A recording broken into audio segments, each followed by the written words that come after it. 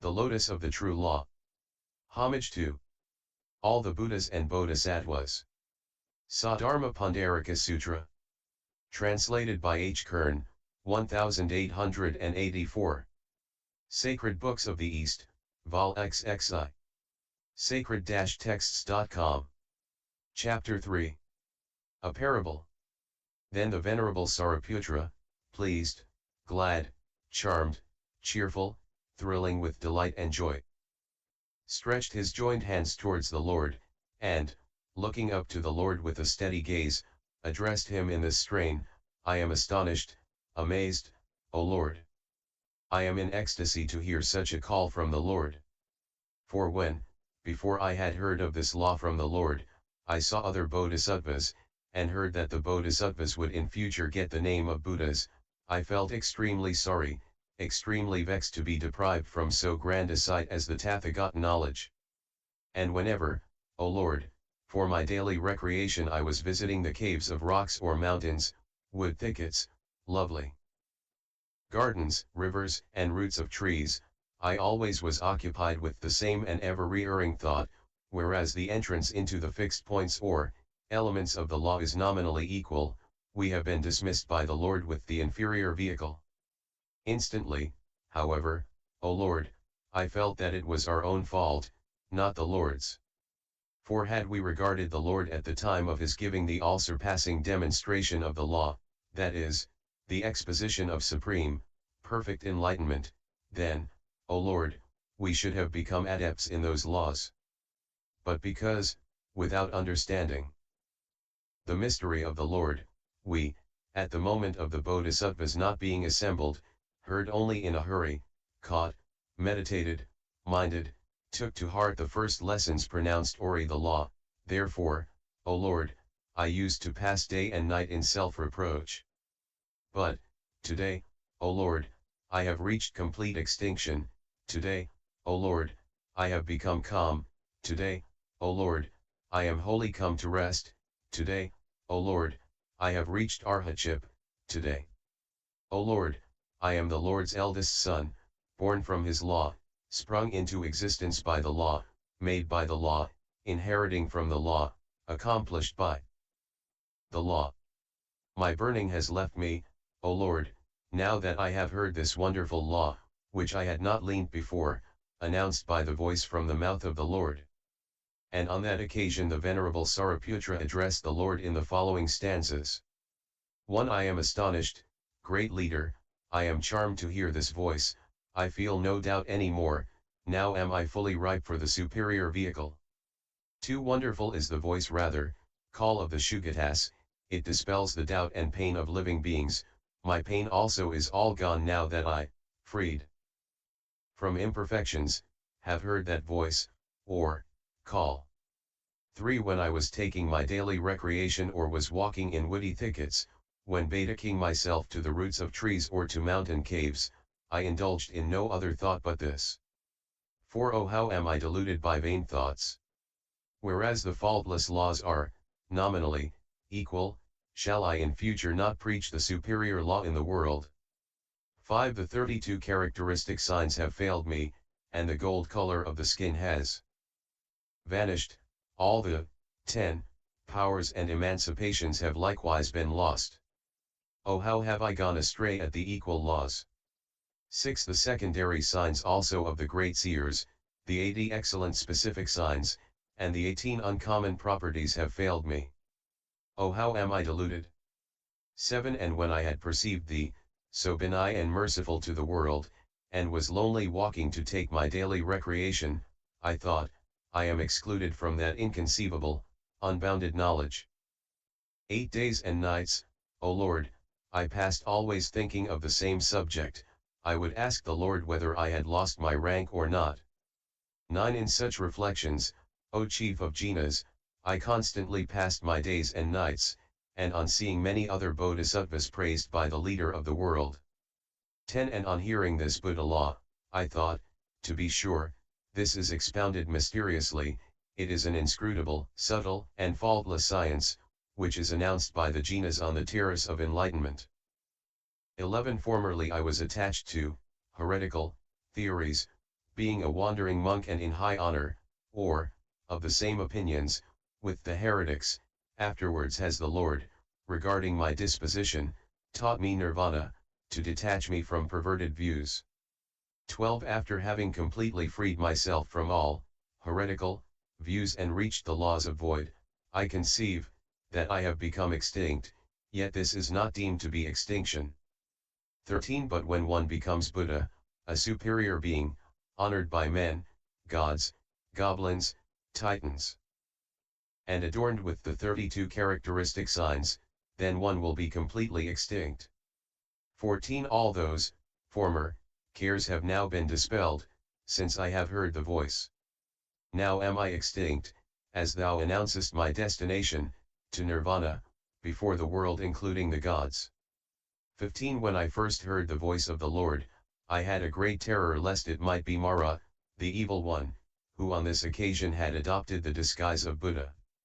16. But when the unsurpassed Buddha wisdom had been displayed in and established with arguments, reasons, and illustrations, by myriads of Lotus, then I lost all doubt about the law I heard.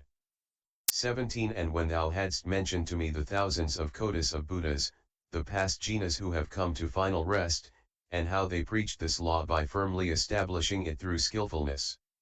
18. How the many future Buddhas and those who are now existing, as knowers of the real truth, shall expound or are expounding this law by hundreds of able devices.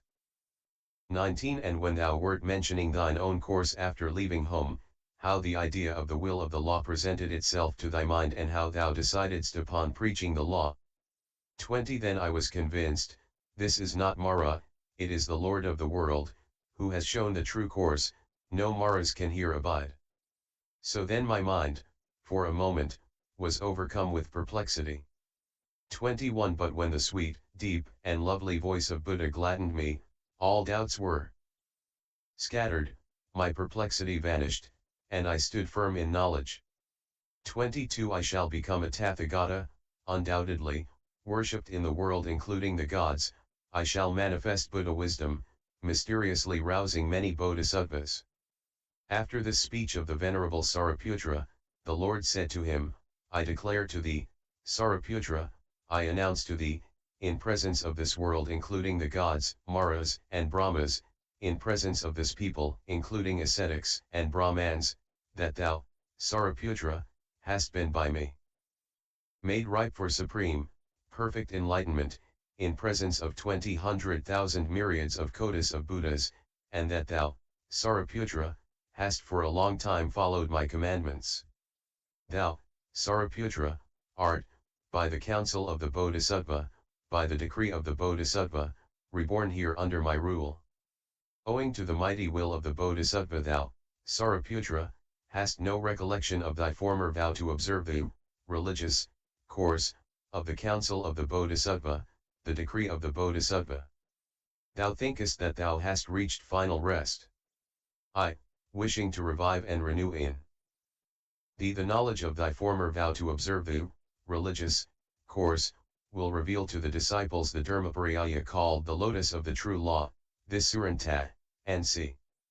Again, Sariputra, at a future period, after innumerable, inconceivable, immeasurable eons, when thou shalt have learned the true law of 100,000 myriads of Lotus of Tathagatas, showed devotion in various ways, and achieved the present Bodhisattva course, thou shalt become in the world a Tathagata, and see, named Padmaprabha, endowed with science and conduct, a Shugata, a knower of the world, an unsurpassed tamer of men, a master of gods and men, a Lord Buddha.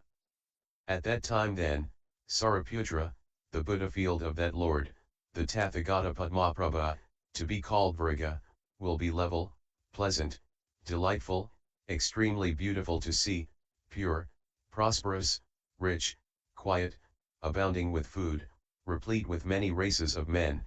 It will consist of lapis lazuli, and contain a checkerboard of 8 compartments distinguished by gold threads, each compartment having its jewel tree always and perpetually filled with blossoms and fruits of 7 precious substances. Now that Tathagata Padmaprabha, and see, Sariputra, will preach the law by the instrumentality of 3 vehicles. Further, Sariputra, that Tathagata will not appear at the decay of the eon, but preach the law by virtue of a vow. That eon, Sariputra, will be named Maharatna Pratimandita, i.e. ornamented with magnificent jewels. Knowest thou, Sariputra, why that eon is named Maharatna Pratimandita? The Bodhisattvas of a Buddha field, Sariputra, are called Ratnas. Bodhisattvas of a Buddha field, Sariputra, are called Ratnas, jewels, and at that time there will be many Bodhisattvas in that sphere, called, Virga, innumerable, incalculable, beyond computation, abstraction made from their being computed by the Tathagatas. On that account is that eon called Maharatna Pratimandita. Now, to proceed, Sariputra, at that period the Bodhisattvas of that field will in walking step on jewel lotuses. And these Bodhisattvas will not be plying their work for the first time, they having accumulated roots of goodness and observed the course of duty under many 100,000 Buddhas. They are praised by the Tathagatas for their zealous application to Buddha knowledge, are perfectioned in the rites preparatory to transcendent knowledge, accomplished in the direction of all true laws, mild, thoughtful. Generally, Sariputra, will that Buddha region teem with such Bodhisattvas. As to the lifetime, Sariputra, of that Tathagata Padmaprabha, it will last 12 intermediate kalpas, if we leave out of account the time of his being a young prince.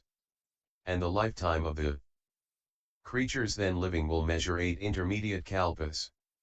At the expiration of 12 intermediate kalpas, Sariputra, the Tathagata Padmaprabha, after announcing the future destiny of the Bodhisattva called Dhritaparapurnandriti, perseverance, endurance.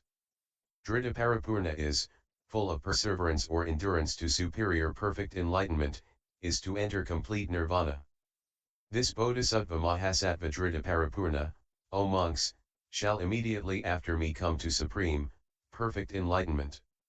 He shall become in the world a Tathagatan named Padmavrishavavikraman, an Arhat, and c. endowed with science and conduct, and c. Now the Tathagata Padmavrishavavikraman, Sariputra, will have a Buddha field of quite the same description. The true law, Sariputra, of that Tathagata Padmavrishavavikraman will, after his extinction, last 32 intermediate kalpas, and the counterfeit of his true law will last as many intermediate kalpas. And on that occasion the Lord uttered the following stanzas. 23 Thou also, son of Sari, shalt in future be a Jina, a Tathagatan named Padmaprabha, of Illimite sight, thou shalt educate thousands of kotis of living beings.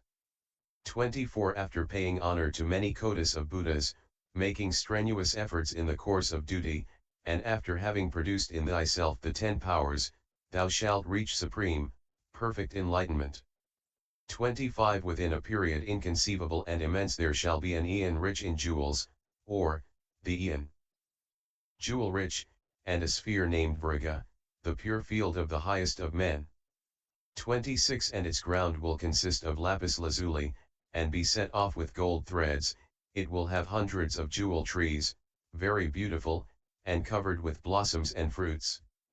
27 Bodhisattvas of good memory, able in showing the course of duty which they have been taught under hundreds of Buddhas, will come to be born in that field. 28 And the aforementioned Jina, then in his last bodily existence, shall, after passing the state of Prince Royal, renounce sensual pleasures, leave home, to become a wandering ascetic, and thereafter reach the supreme and the highest enlightenment. 29 The lifetime of that Jina will be precisely 12 intermediate kalpas, and the life of men will then last 8 intermediate kalpas. 30 After the extinction of the Tathagata the true law will continue 32 eons in full, for the benefit of the world, including the gods. 31 When the true law shall have come to an end, its counterfeit will stand for 32 intermediate kalpas. The dispersed relics of the Holy One will always be honored by men and gods. 32 Such will be the fate of that Lord. Rejoice, O son of Sari, for it is thou who shalt be that most excellent of men, so unsurpassed. The four classes of the audience, monks, nuns, lay devotees male and female, gods, nagas, goblins, gandharvas, demons, garudas, kinnaras, great serpents, men and beings not human, on hearing the announcement of the venerable Sariputra's destiny to supreme, perfect enlightenment, were so pleased, glad, charmed, thrilling with delight and joy, that they covered the Lord severally with their own robes, while Indra the chief of gods, Brahma Sahampati, besides 100,000s of kotis of other divine beings, covered him with heavenly garments and bestrewed him with flowers of heaven, mandaravas and great mandaravas.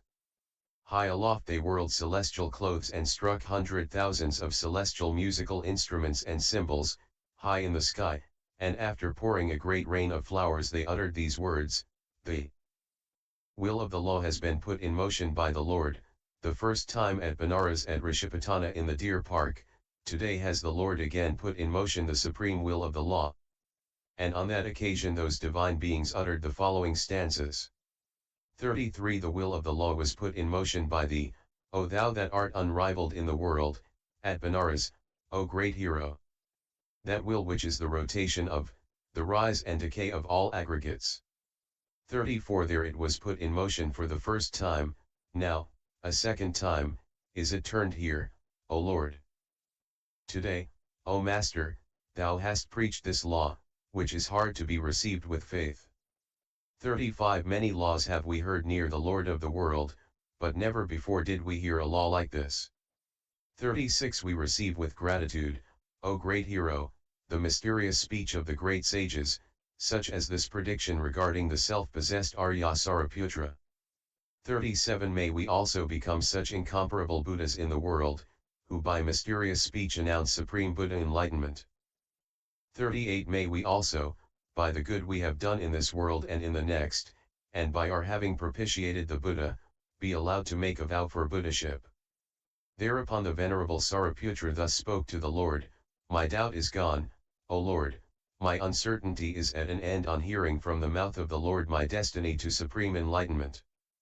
But these 1200 self-controlled disciples, O Lord, who have been placed by thee on the stage of Sakshas, have been thus admonished and instructed, my preaching of the law, O monks, comes to this, that deliverance from birth, decrepitude, disease, and death is inseparably connected with nirvana, and these 2000 monks, O Lord, thy disciples, both those who are still under training and adepts, who all of them are free from false views about the soul, false views about existence, false views about cessation of existence, free, in short, from all false views, who are fancying themselves to have reached the stage of nirvana, these have fallen into uncertainty by hearing from the mouth of the Lord this law which they had not heard before. Therefore, O Lord, please speak to these monks, to dispel their uneasiness, so that the four classes of the audience, O Lord, may be relieved from their doubt and perplexity. On this speech of the venerable Sariputra the Lord said to him the following, Have I not told thee before, Sariputra, that the Tathagata, and see, preaches the law by able devices, varying directions and indications, fundamental ideas, interpretations, with due regard to the different dispositions and inclinations of creatures whose temperaments are so various. All his preachings of the law have no other end but supreme and perfect enlightenment, for which he is rousing beings to the Bodhisattva course.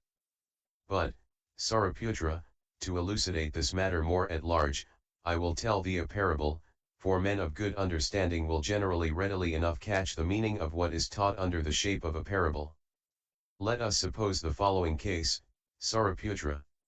In a certain village, town, borough, province, kingdom, or capital, there was a certain housekeeper, old, aged, decrepit, very advanced in years, rich, wealthy, opulent.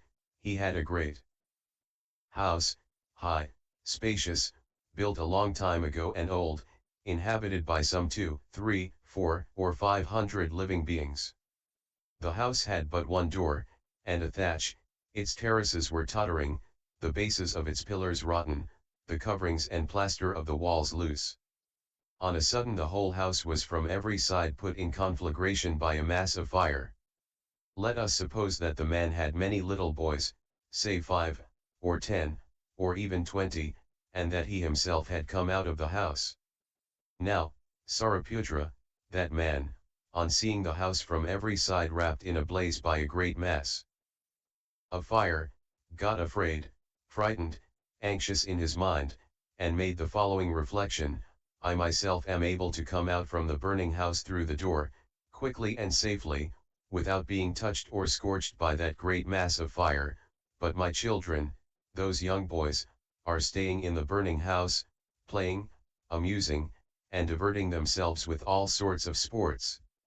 They do not perceive, nor know, nor understand, nor mind that the house is on fire, and do not get afraid. Though scorched by that great mass of fire, and affected with such a mass of pain, they do not mind the pain, nor do they conceive the idea of escaping. The man, Sariputra, is strong, has powerful arms, and, so, he makes this reflection: I am strong, and have powerful arms, why, let me gather all my little boys and take them to my breast to effect their escape from the house. A second reflection then presented itself to his mind: this house has but one opening, the door is shut, and those boys, fickle, unsteady, and childlike as they are, will, it is to be feared, run hither and thither, and come to grief and disaster in this mass of fire. Therefore I will warn them. So resolved, he calls to the boys, Come, my children, the house is burning with a mass of fire, come, lest ye be burnt in that mass of fire, and come to grief and disaster. But the ignorant boys do not heed the words of him who is their well-wisher, they are not afraid, not alarmed, and feel no misgiving, they do not care, nor fly, nor even know nor understand the purport of the word burning. On the contrary, they run hither and thither, walk about, and repeatedly look at their father, all, because they are so ignorant. Then the man is going to reflect thus: the house is burning, is blazing by a mass of fire. It is to be feared that myself as well as my children will come to grief and disaster. Let me therefore by some skillful means get the boys out of the house. The man knows the disposition of the boys, and has a clear perception of their inclinations. Now these boys happen to have many and manifold toys to play with, pretty, nice, pleasant, dear, amusing, and precious. The man, knowing the disposition of the boys, says to them, My children, your toys, which are so pretty, precious, and admirable, which you are so loath to miss, which are so various and multifarious, such as bullock-carts, goat-carts, deer-carts, which are so pretty, nice, dear, and precious to you, have all been put by me outside the house door for you to play with. Come, run out, leave the house, to each of you I shall give what he wants. Come soon, come out for the sake of these toys. And the boys, on hearing the names mentioned of such playthings as they like and desire, so agreeable to their taste, so pretty, dear, and delightful, quickly rush out from the burning house, with eager effort and great alacrity, one having no time to wait for the other, and pushing each other on with the cry of who shall arrive first, the very first.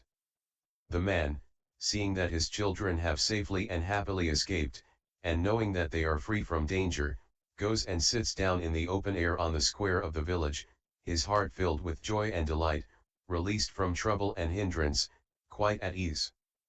The boys go up to the place where their father is sitting, and say, Father, give us those toys to play with, those bullock-carts, goat-carts, and deer-carts. Then, Sariputra, the man gives to his sons, who run swift as the wind, bullock-carts only, made of 7 precious substances, provided with benches, hung with a multitude of small bells, lofty, adorned with rare and wonderful jewels, embellished with jewel wreaths, decorated with garlands of flowers, carpeted with cotton mattresses and woolen coverlets, covered with white cloth and silk, having on both sides rosy cushions, yoked with white, very fair and fleet bullocks, led by a multitude of men. To each of his children he gives several bullock carts of one appearance and one kind, provided with flags, and swift as the wind. That man does so, Sariputra, because being rich, wealthy, and in possession of many treasures and granaries, he rightly thinks, why should I give these boys inferior carts, all these boys being my own children, dear and precious? I have got such great vehicles, and ought to treat all the boys equally and without partiality. As I own many treasures and granaries, I could give such great vehicles to all beings, how much more than to my own children? Meanwhile the boys are mounting the vehicles with feelings of astonishment and wonder. Now, Sariputra, what is thy opinion? Has that man made himself guilty of a falsehood by first holding out to his children the prospect of 3 vehicles and afterwards giving to each of them the greatest vehicles only, the most magnificent vehicles? Sariputra answered, by no means, Lord, by no means, Shugita. That is not sufficient, O Lord, to qualify the man as a speaker of falsehood, since it only was a skillful device to persuade his children to go out of the burning house and save their lives. Nay, besides recovering their very body, O Lord, they have received all those toys. If that man, O Lord, had given no single cart, even then he would not have been a speaker of falsehood, for he had previously been meditating on saving the little boys from a great mass of pain by some able device. Even in this case, O Lord, the man would not have been guilty of falsehood, and far less now that he, considering his having plenty of treasures and prompted by no other motive but the love of his children, gives to all, to coax them, vehicles of one kind, and those the greatest vehicles. That man, Lord, is not guilty of falsehood. The venerable Sariputra having thus spoken, the Lord said to him, very well, Sariputra, quite so, it is even as thou sayest. So, too, Sariputra, the Tathagata, and see, is free from all dangers, wholly exempt from all misfortune, despondency, calamity, pain, grief, the thick enveloping dark mists of ignorance. He, the Tathagata, endowed with Buddha knowledge, forces, absence of hesitation, uncommon properties, and mighty by magical power, is the Father of the world, who has reached the highest perfection in the knowledge of skillful means, who is most merciful, long-suffering, benevolent, compassionate. He appears in this triple world, which is like a house the roof and shelter whereof are decayed, a house, burning by a mass of misery, in order to deliver from affection, hatred, and delusion the beings subject to birth, old age, disease, death, grief, wailing, pain, melancholy, despondency, the dark enveloping mists of ignorance, in order to rouse them to supreme and perfect enlightenment. Once born, he sees how the creatures are burnt, tormented, vexed, distressed by birth, old age, disease, death, grief, wailing, pain, melancholy, despondency, how for the sake of enjoyments, and prompted by sensual desires, they severally suffer various pains. In consequence both of what in this world they are seeking and what they have acquired, they will in a future state suffer various pains, in hell, in the brute creation, in the realm of Yama, suffer such pains as poverty in the world of gods or men, union with hateful persons or things, and separation from the beloved ones. And whilst incessantly whirling in that mass of evils they are sporting, playing, diverting themselves, they do not fear, nor dread, nor are they seized with terror, they do not know, nor mind, they are not startled, do not try to escape, but are enjoying themselves in that triple world which is like unto a burning house, and run hither and thither. Though overwhelmed by that mass of evil, they do not conceive the idea that they must beware of it. Under such circumstances, Sariputra, the Tathagata reflects thus, verily, I am the father of these beings, I must save them from this mass of evil, and bestow on them the immense, inconceivable bliss of Buddha knowledge, wherewith they shall sport, play, and divert themselves, wherein they shall find their rest. Then, Sariputra, the Tathagata reflects thus: if, in the conviction of my possessing the power of knowledge and magical faculties, I manifest to these beings the knowledge, forces, and absence of hesitation of the Tathagata, without availing myself of some device, these beings will not escape. For they are attached to the pleasures of the five senses, to worldly pleasures, they will not be freed from birth, old age, disease, death, grief, wailing, pain, melancholy, despondency, by which they are burnt, tormented, vexed, distressed. Unless they are forced to leave the triple world, which is like a house the shelter and roof whereof is in a blaze, how are they to get acquainted with Buddha knowledge? Now, Sariputra, even as that man with powerful arms, without using the strength of his arms, attracts his children out of the burning house by an able device, and afterwards gives them magnificent, great carts, so, Sariputra, the Tathagata, the Arhat, and see, possessed of knowledge and freedom from all hesitation, without using them, in order to attract the creatures out of the triple world, which is like a burning house with decayed roof and shelter, shows, by his knowledge of able devices, three vehicles, viz. The vehicle of the disciples, the vehicle of the Pratyekabuddhas, and the vehicle of the Bodhisattvas. By means of these three vehicles he attracts the creatures and speaks to them thus: do not delight in this triple world, which is like a burning house, in these miserable forms, sounds, odors, flavors, and contacts. For in delighting in this triple world ye are burnt, heated, inflamed with the thirst inseparable from the pleasures of the five senses.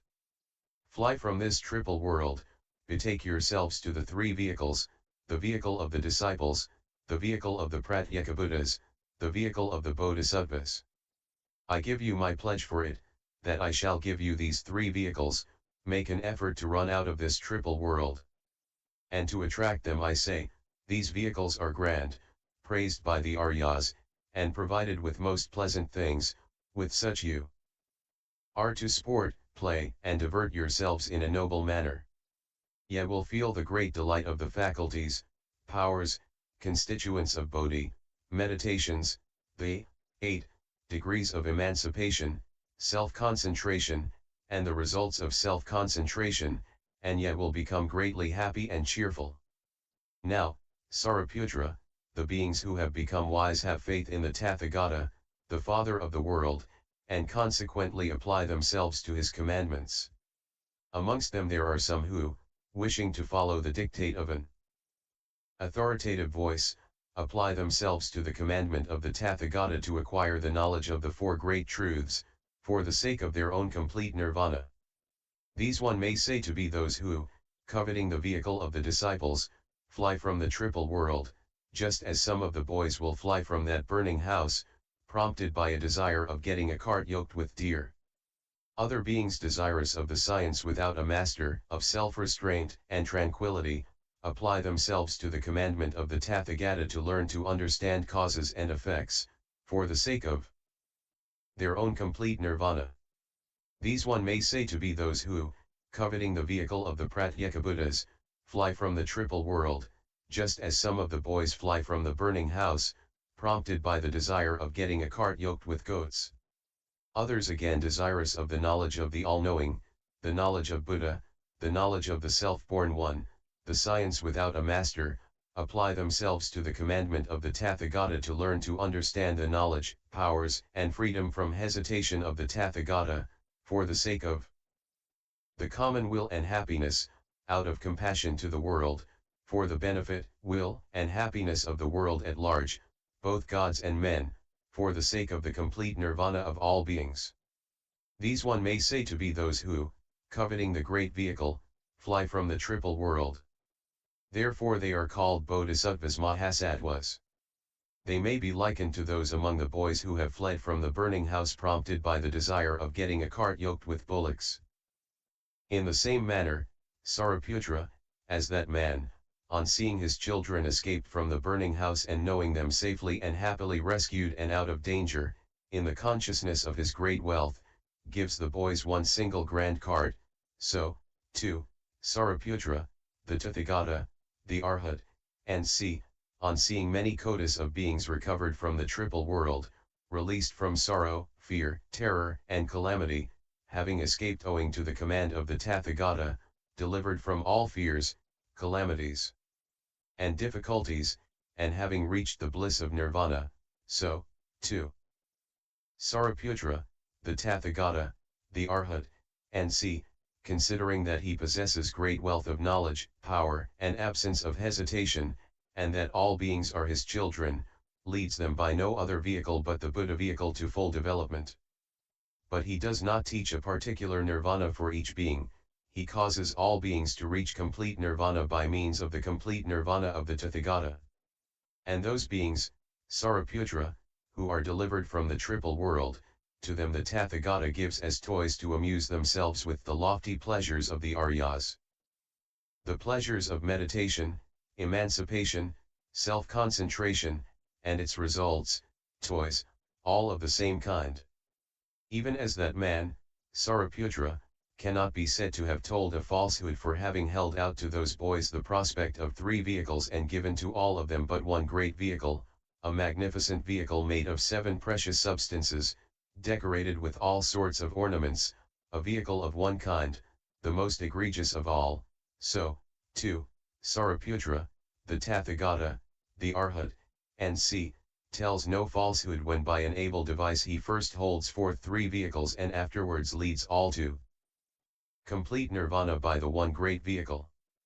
For the Tathagata, Sariputra, who is rich in treasures and storehouses of abundant knowledge, powers, and absence of hesitation, is able to teach all beings the law which is connected with the knowledge of the all-knowing.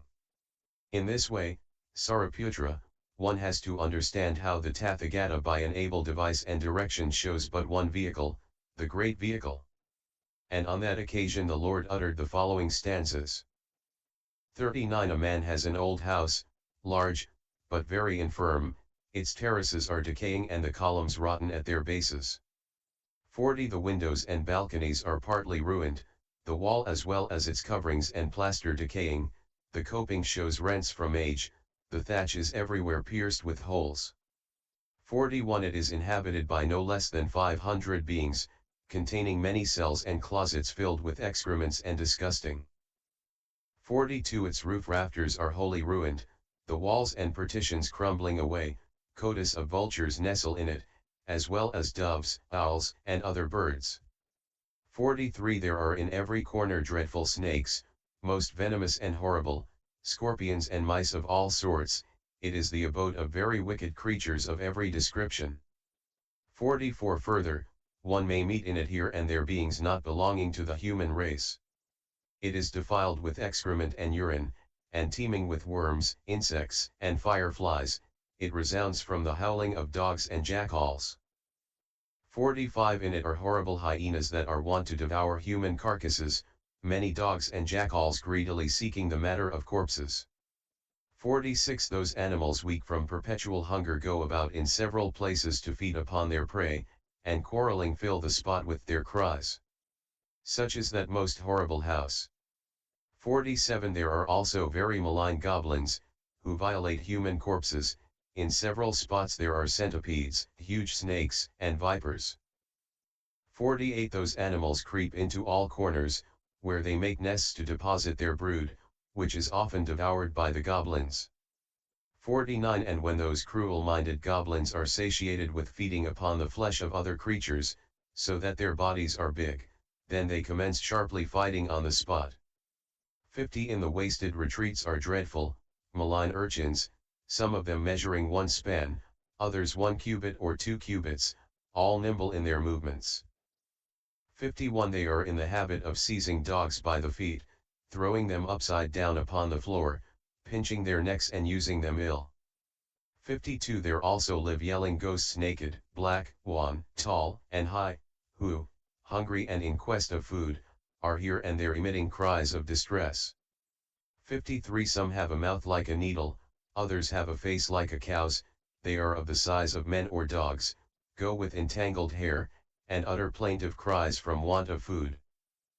54 Those goblins, ghosts, imps, like vultures, are always looking out through the windows and loopholes, in all directions in search of food. 55 Such is that dreadful house, spacious and high, but very infirm, full of holes, frail and dreary. Let us suppose that, it is the property of a certain man.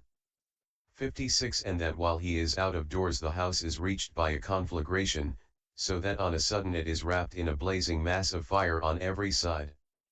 57 The beams and rafters consumed by the fire, the columns and partitions in flame are crackling most dreadfully, whilst goblins and ghosts are yelling. 58 Vultures are driven out by hundreds, urchins withdraw with parched faces, hundreds of mischievous beasts of prey I run, scorched, on every side, crying and shouting. 59 Many poor devils move about, burnt by the fire, while burning they tear one another with the teeth, and bespatter each other with their blood. 60 Hyenas also perish there, in the act of eating one another. The excrements burn, and a loathsome stench spreads in all directions. 61 The centipedes, trying to fly, are devoured by the urchins. The ghosts, with burning hair, hover about, equally vexed with hunger and heat. 62 In such a state is that awful house, where thousands of flames are breaking out on every side. But the man who is the master of the house looks on from without. 63 And he hears his own children, whose minds are engaged in playing with their toys, in their fondness of which they amuse themselves, as fools do in their ignorance. 64 And as he hears them he quickly steps in to save his children, lest his ignorant children might perish in the flames. 65 He tells them the defect of the house, and says, "This, young man of good family, is a miserable house, a dreadful one, the various creatures in it, and this fire to boot, form a series of evils. 66 In it are snakes, mischievous goblins, urchins, and ghosts in great number, hyenas, troops of dogs and jackals, as well as vultures, seeking their prey. 67 Such beings live in this house, which, apart from the fire, is extremely dreadful, and miserable enough, and now comes to it this fire blazing on all sides. 68 The foolish boys, however, though admonished, do not mind their father's words, deluded as they are by their toys, they do not even understand him. 69 Then the man thinks, I am now in anxiety on account of my children. What is the use of my having sons if I lose them? No, they shall not perish by this fire. 70 Instantly a device occurred to his mind, these young, and ignorant, children are fond of toys, and have none just now to play with. Oh, they are so foolish. 71 He then says to them, Listen, my sons, I have carts of different sorts, yoked with deer, goats, and excellent bullocks, lofty, great, and completely furnished. 72 They are outside the house, run out, do with them what you like, for your sake have I caused them to be made. Run out all together, and rejoice to have them. 73 All the boys, on hearing of such carts, exert themselves, immediately rush out hastily, and reach, free from harm, the open air. 74 On seeing that the children have come out, the man betakes himself to the square in the center of the village, and there from the throne he is sitting on he says, Good people, now I feel at ease. 75 These poor sons of mine, whom I have recovered with difficulty, my own dear 20 young children, were in a dreadful, wretched, horrible house, full of many animals. 76 As it was burning and wrapped in thousands of flames, they were amusing themselves in it with playing, but now I have rescued them all. Therefore I now feel most happy. 77 The children, seeing their father happy, approached him, and said, Dear father, give us, as you have promised, those nice vehicles of 3 kinds. 78 And make true all that you promised us in the house when saying, I will give you 3 sorts of vehicles. Do give them, it is now the right time. 79 Now the man, as we have supposed, had a mighty treasure of gold, silver, precious stones, and pearls. He possessed bullion, numerous slaves, domestics, and vehicles of various kinds. 80 carts made of precious substances, yoked with bullocks, most excellent, with benches and a row of tinkling bells, decorated with umbrellas and flags, and adorned with a network of gems and pearls. 81 They are embellished with gold, and artificial wreaths hanging down here and there. Covered all around with excellent cloth and fine white muslin. 82 Those carts are moreover furnished with choice mattresses of fine silk, serving for cushions, and covered with choice carpets showing the images of cranes and swans, and worth thousands of kotas. 83 The carts are yoked with white bullocks, well fed, strong, of great size, very fine, who are tended by numerous persons. 84 Such excellent carts that man gives to all his sons, who, overjoyed and charmed, go and play with them in all directions. 85 In the same manner, Sariputra, I, the great seer, am the protector and father of all beings, and all creatures who, childlike, are captivated by the pleasures of the triple world, are my sons. 86 This triple world is as dreadful as that house, overwhelmed with a number of evils, entirely inflamed on every side by 100 different sorts of birth, old age, and disease. 87 But I, who am detached from the triple world and serene, am living in absolute retirement in a wood.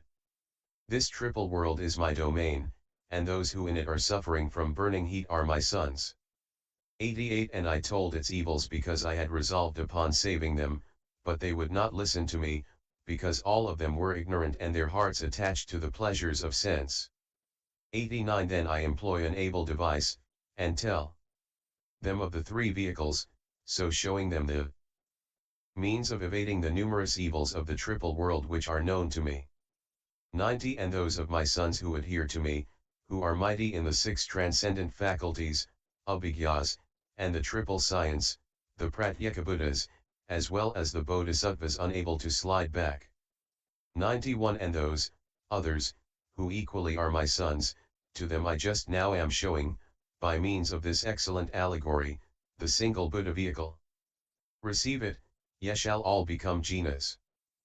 92 It is most excellent and sweet, the most exalted in the world, that knowledge of the Buddhas, the most high among men, it is something sublime and adorable. 93 The powers, meditations, degrees of emancipation and self-concentration by many hundreds of kotas, that is the exalted vehicle in which the sons of Buddha take a never-ending delight.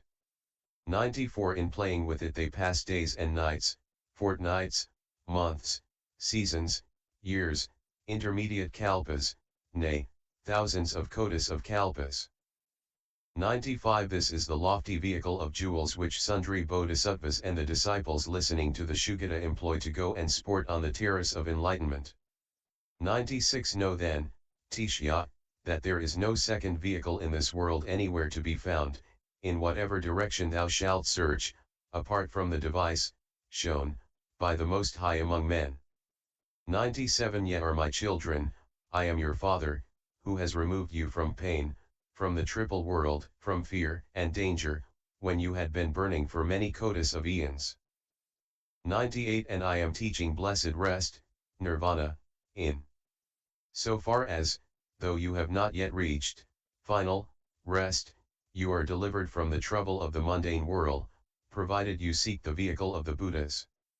99 Any bodhisattvas here present obey my Buddha rules. Such is the skillfulness of the jina that he disciplines many bodhisattvas. 100 When the creatures in this world delight in low and contemptible pleasures, then the chief of the world, who always speaks the truth, indicates pain as the first great truth. 101 And to those who are ignorant and too simple-minded to discover the root of that pain I lay open the way, a waking of full consciousness, strong desire is the origin of pain. 102 Always try, unattached, to suppress desire. This is my third truth, that of suppression. It is an infallible means of deliverance, for by practicing this method one shall become emancipated. 103 And from what are they emancipated? Sariputra. They are emancipated from chimeras. Yet they are not wholly freed, the chief declares. That they have not yet reached, final and complete, rest in this world. 104 Why is it that I do not pronounce one to be delivered before one's having reached the highest, supreme enlightenment? Because, such is my will, I am the ruler of the law, who is born in this world to lead to beatitude. 105 This, Sariputra, is the closing word of my law which now at the last time I pronounce for the will of the world including the gods. Preach it in all quarters. 106 And if someone speaks to you these words, I joyfully accept, and with signs of utmost reverence receives the sutra, thou mayst consider that man to be unable to slide back. 107 To believe in the sutra one must have seen former Tathagatas, paid honor to them, and heard a law similar to this. 108 To believe in my supreme word one must have seen me, thou and the assembly of monks have seen all these bodhisattvas. 109 The sutra is apt to puzzle the ignorant. And I do not pronounce it before having penetrated to superior knowledge. Indeed, it is not within the range of the disciples, nor do the Pratyekabuddhas come to it. 110 But thou, Sariputra, hast good will, not to speak of my other disciples here. They will walk in my faith, though each cannot have his individual knowledge. 111 But do not speak of this matter to haughty persons, nor to conceited ones, nor to yogins who are not self-restrained, for the fools, always reveling in sensual pleasures, might in their blindness scorn the law manifested. 112 Now hear the dire results when one scorns my skillfulness and the Buddha rules forever fixed in the world, when one, with sullen brow, scorns the vehicle. 113 Hear the destiny of those who have scorned such a sutra like this, whether during my lifetime or after my nirvana, or who have wronged the monks.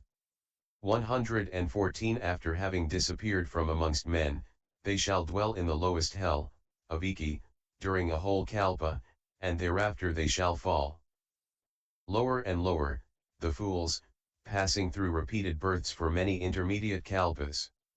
115 And when they have vanished from amongst the inhabitants of hell, they shall further descend to the condition of brutes, be even as dogs and jackals, and become a sport to others. 116 Under such circumstances they shall grow blackish of color, spotted, covered with sores, itchy, moreover, they shall be hairless and feeble, all, those who have an aversion to my supreme enlightenment. 117 They are ever despised amongst animals, hit by clods or weapons they yell, everywhere they are threatened with sticks, and their bodies are emaciated from hunger and thirst. 118 Sometimes they become camels or asses, carrying loads, and are beaten with whips and sticks, they are constantly occupied with thoughts of eating, the fools who have scorned the Buddha rule. 119 At other times they become ugly jackals, half blind and crippled, the helpless creatures are vexed by the village boys, who throw clods and weapons at them. 120 Again shooting off from that place, those fools become animals with bodies of 500 yoganas, whirling round, dull and lazy. 121 They have no feet, and creep on the belly, to be devoured by many kotas of animals is the dreadful punishment they have to suffer for having scorned a sutra like this. 122 And whenever they assume a human shape, they are born crippled, maimed, crooked, one-eyed, blind, dull, and low, they having no faith in my sutra. 123 Nobody keeps their side, a putrid smell is continually issuing from their mouths, an evil spirit has entered the body of those who do not believe in this supreme enlightenment. 124 Needy, obliged to do menial labor, always in another's service, feeble, and subject to many diseases they go about in the world, unprotected. 125 The man whom they happen to serve is unwilling to give them much, and what he gives is soon lost. Such is the fruit of sinfulness. 126 Even the best prepared medicaments, administered to them by able men, do, under those circumstances, but increase their illness, and the disease has no end. 127 Some commit thefts, affrays, assaults, or acts of hostility, whereas others commit robberies of goods. All this befalls the sinner.